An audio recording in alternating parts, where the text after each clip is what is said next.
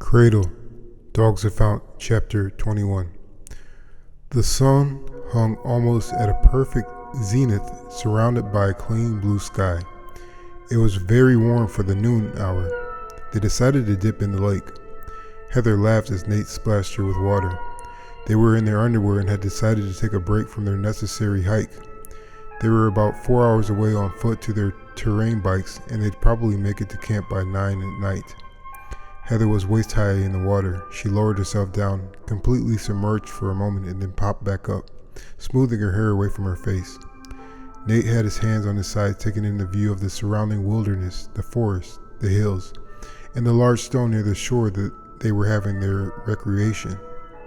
"I'm surprised we missed this on the way here," Nate stated. "Yeah, pretty nice vibe," Heather added. Nate elbowed Heather and winked. "You're getting a little belly, girl. Took advantage of ordered civilization?" "I did not." She looked down at her abs and squeezed them with her hands, bunching up the skin. "What a thing to say, a-hole." "Relax, I'm just messing with you. In fact, you look pretty amazing." There were a couple of moments of awkward silence until Heather responded, "You can look all you want, but no touchy." Nate gave a toothy smile. Heather turned to look at Nate.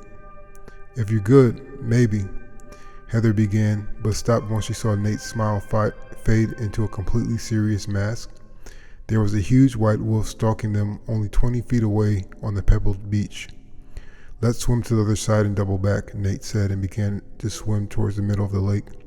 Soon it was apparent that the wolf was aware that he could easily meet them on the other side as he followed them with ease. It had a rather clean white coat for a wild wolf, but a nasty scar was raised on its left eye, a slash of a tooth or claw. They treaded water and thought. "This is not going to end well," Heather said, annoyed. Nate was staring at something on the shore they began this at. He swallowed and took a breath. "Heather, just do what I say. Don't feel sorry for me." "Nate?" "Damn it, just listen. See that big branch over by our clothes?" She looked back at Nate. "Yeah, I see it. We're swimming back in a second. Let me go first. I'll draw its attack, and then you sneak up and thrash that bastard with the branch," Nate explained.